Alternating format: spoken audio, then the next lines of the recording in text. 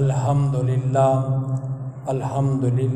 الذی شرفنا علی سائر الامم برسالۃ من اختصہ من بین الانام بجوامع الکلم وجواہر الحکم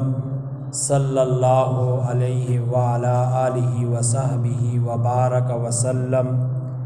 ما نطق اللسان بمدحہ ونسخ القلم اما بعد فاعوذ باللہ السمیع العلیم من الشیطان الرجیم بسم اللہ الرحمن الرحیم انا انزلناہ فی لیلۃ القدر وما ادراک ما لیلۃ القدر لیلۃ القدر خیر من الف شہر تنزل الملائکۃ والروح فیہا بإذن ربہم من کل امر سلام ہی حتی مطلع الفجر۔ آج میں آپ کو شب قدر کی علامات بتانے لگا ہوں۔ شب قدر کی 7 نشانیاں ہیں۔ حدیثوں میں شب قدر کی کچھ نشانیاں بتائی گئی ہیں۔ جس رات میں وہ نشانیاں پائی جائیں سمجھ لو کہ یہ شب قدر ہے۔ نمبر 1، سب سے زیادہ صحیح پہچان شب قدر کی یہ ہے کہ اس رات کی صبح کو جب سورج نکلتا ہے تو 14ویں رات کے چاند کی طرح بغیر کرنوں کے عام دنوں سے کسی قدر کم روشن ہوتا ہے۔ یہ پہچان بہت سے لوگوں نے آزمائی ہے اور ہمیشہ پائی جاتی ہے۔ نمبر 2، وہ رات کھلی ہوئی روشن ہوتی ہے۔ اس رات کے اندر عجیب سی صورتحال ہوتی ہے، وہ کھلی ہوئی نظر آتی ہے، کشادہ ہوتی ہے، انسان کا دل خوش ہوتا ہے اس رات کے اندر۔ نمبر 3، اس رات میں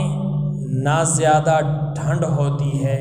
اور نہ زیادہ گرمی ہوتی ہے، بلکہ موسم معتدل ہوتا ہے، برابر ہوتا ہے، نہ رات ٹھنڈی نہ گرم، نہ سردی ہوگی نہ گرمی ہوگی، بلکہ درمیانہ سا خوشنما موسم ہوگا، بہترین موسم ہوگا اس رات میں، جس رات میں لیلۃ القدر ہوتی ہے۔ نمبر 4، اس رات میں آسمان سے تارے ٹوٹ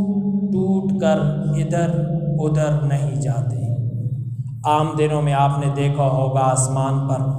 تارے ٹوٹتے ہیں، کوئی ادھر جاتا ہے کوئی ادھر جاتا ہے، یعنی تارے آپ آسمان کے اوپر دیکھتے جائیں تو تارے بکھرتے آپ کو بار بار نظر آئیں گے، لیکن یہ رات ایسی رات ہوتی ہے کہ اس رات کے اندر آپ کو تارے ٹوٹتے ہوئے نظر نہیں آئیں گے۔ کوئی تارا اپنی جگہ سے ٹوٹ کر ادھر ادھر نہیں جائے گا۔ نمبر 5، امام ابن جریر طبری رحمۃ اللہ علیہ نے بعض بزرگوں سے نقل کیا ہے کہ اس رات میں ہر چیز زمین پر جھک کر سجدہ کرتی ہے اور پھر اپنی اصلی حالت پر آ جاتی ہے۔ لیکن یاد رہے کہ یہ چیز ہر ایک کو نظر نہیں آتی اور شاید بہت سوں کی تو سمجھ میں بھی نہ آئے، لیکن لکھا یہ گیا کہ ہر چیز سجدہ کرتی ہے۔ درخت سجدہ کرتے ہیں، ساری چیزیں، پہاڑ سجدہ کرتے ہیں، ساری چیزیں سجدہ کرتی ہیں، لیکن ضروری نہیں کہ ہر ایک کو نظر آئے۔ بہت سارے لوگوں کو تو اس بات کی سمجھ ہی نہیں آتی، اور یہ بھی اس کا معنی ہو سکتا ہے کہ ہر چیز اپنے انداز سے سجدہ کرتی ہو، جس طرح ہر چیز اللہ کی تسبیح بیان کرتی ہے ہمیں معلوم نہیں ہوتا، اسی طریقے سے ہر چیز سجدہ کرتی ہو ہمیں نظر نہیں آتا، یہ صورتحال بھی ہو سکتی ہے۔ نمبر 6، بعض علماء کا تجربہ یہ ہے کہ اس رات میں سمندروں کنووں کا کھارا پانی میٹھا ہو جاتا ہے، کہ یہ جو لیلۃ القدر کی رات ہوتی ہے نا، یہ اتنی پر نور ہوتی ہے، اتنی برکتوں والی ہوتی ہے کہ اس رات کے اندر سمندر کے اندر جو کھارا پانی ہوتا ہے، جو کنویں ہوتے ہیں، بعض کنویں ان کا پانی بھی کھارا ہوتا ہے، لیکن اس رات کے اندر سمندر کا پانی بھی میٹھا ہو جاتا ہے اور کنووں کا پانی بھی میٹھا ہو جاتا ہے۔ کچھ تعجب کی بات نہیں اس میں، اس رات میں رحمت الہی موسلا دار بارشوں کا اثر اس قسم کی چیزوں میں بھی ظاہر ہو جائے،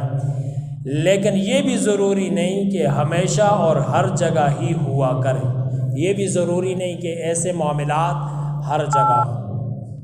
ہمارے اس مانسہرہ کے علاقہ میں بھی ہو، ایبٹ آباد میں بھی ہو، پنڈی اسلام آباد میں بھی ہو، لاہور کراچی میں بھی ہو، ایسا نہیں، کسی جگہ پر بھی اس کا ظہور ہو سکتا ہے۔ اور یہ بھی ہو سکتا ہے کہ ہر جگہ، کیونکہ اللہ رب العزت اس بات پر قادر ہیں کہ ہر جگہ پر ایسا ہی معاملہ ہو۔ نمبر 7، بعض لوگوں کو کوئی خاص قسم کی روشنی وغیرہ بھی نظر آتی ہے، لیکن وہ اپنے اپنے حالات پر ہے، یہ کوئی خاص نشانی نہیں، عام لوگوں کو اس کے چکر میں نہ پڑنا چاہیے کہ ہر اعتکاف پر بیٹھنے والا یا ہر لیلۃ القدر کی رات کو جاگنے والا یہ علامات ڈھونڈتا رہے کہ مجھے وہ روشنی نظر کیوں نہیں آئی، ضروری نہیں، یہ اپنے اپنے حالات پر ہوتا ہے کہ کسی کو اللہ رب العزت دکھا دیتے ہیں، کسی کو نظر نہیں آتا، کوئی اپنے اعمال میں اتنا بڑا ہوا ہوتا ہے، اتنی عبادات اور ریاضات کے اندر وہ مشغول ہوتا ہے کہ اللہ تعالیٰ اسے سب کچھ دکھا دیتے ہیں، ہر ایک کو اس کے چکر میں نہیں پڑنا چاہیے۔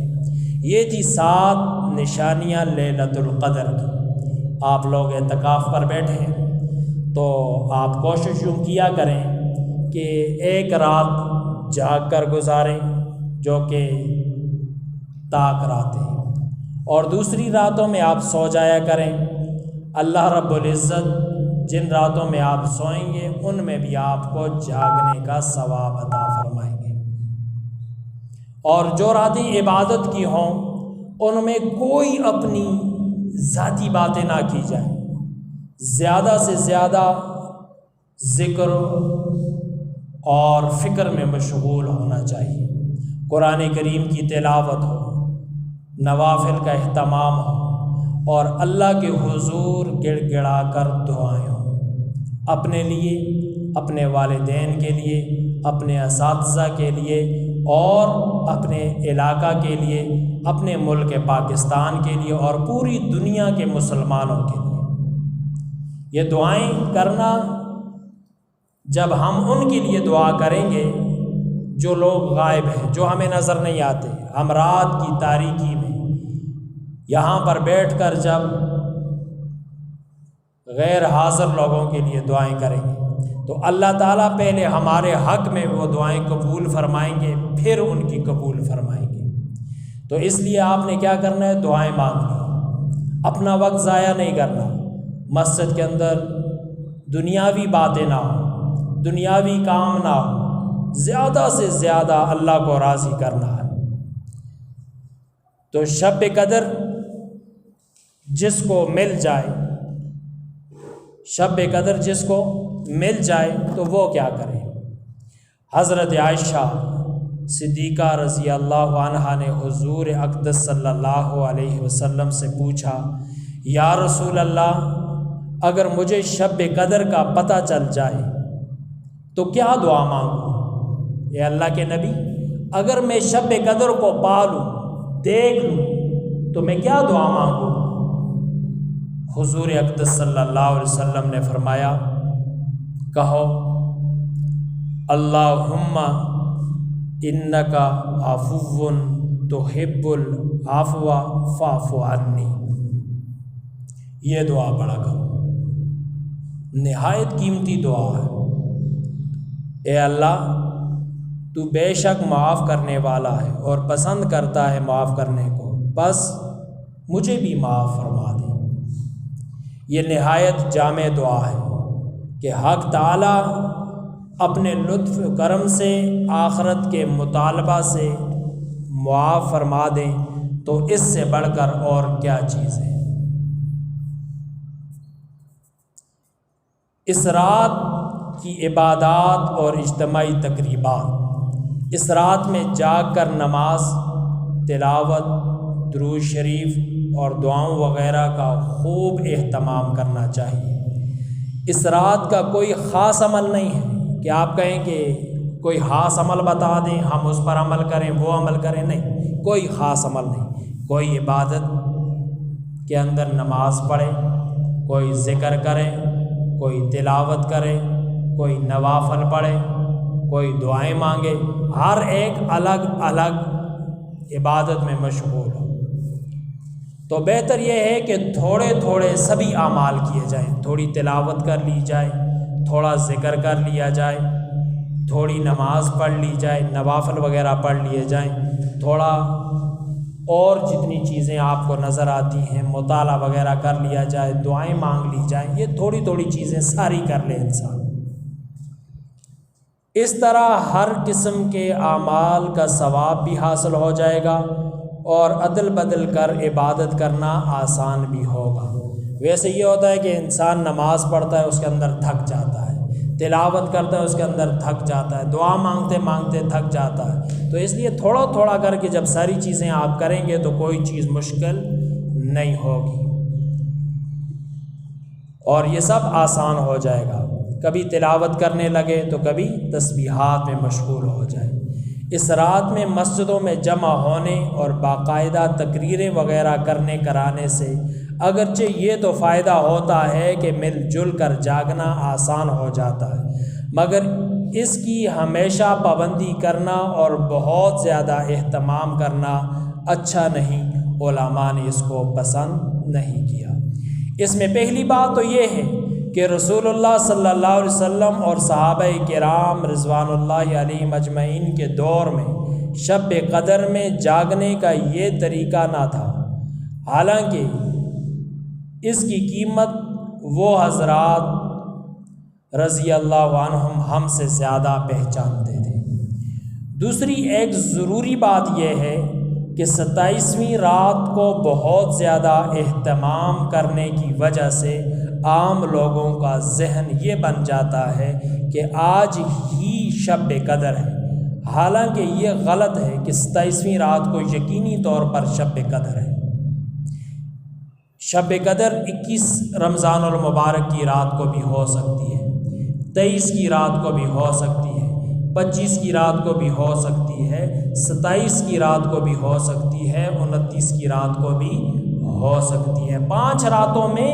ہو سکتی ہے۔ اس لیے اگر ہم 27 رمضان المبارک کو مل کر جمع ہو کر اگر یہ عبادت کریں تو عام لوگوں کا ذہن اس بات پر پختہ ہو جاتا ہے، جس طرح کہ آج کل ہمارے علاقوں میں یہ بات مشہور ہے کہ یہ 27ویں رات ہے اور اس رات کے اندر کیا ہے؟ لیلۃ القدر ہے، اور لوگ اس رات میں جاگتے ہیں، اور عام جو 21 کی رات، 23 کی رات، 25 کی رات، 29 کی رات لوگوں کو پتہ ہی نہیں ہوتا۔ یہ رواج کیوں بنا؟ اسی طریقے سے ہم نے جمع ہو کر عبادت کی تو اس لیے یہ رواج عام ہو گیا، جبکہ اس کے چھپانے کا ایک بڑا راز ہی یہ ہے کہ لوگ اس کی تلاش میں بہت سی راتوں میں جاگ کر عبادت کر لیں۔ تو اللہ رب العزت ہمیں تمام راتوں میں جاگ کر عبادت کرنے کی توفیق عطا فرمائے اور لیلۃ القدر کو ڈھونڈنے کی توفیق عطا فرمائے، اور اللہ تعالی ہم تمام مسلمانوں کو لیلۃ القدر نصیب فرمائے۔ وآخر دعوانا ان الحمد للہ رب العالمین۔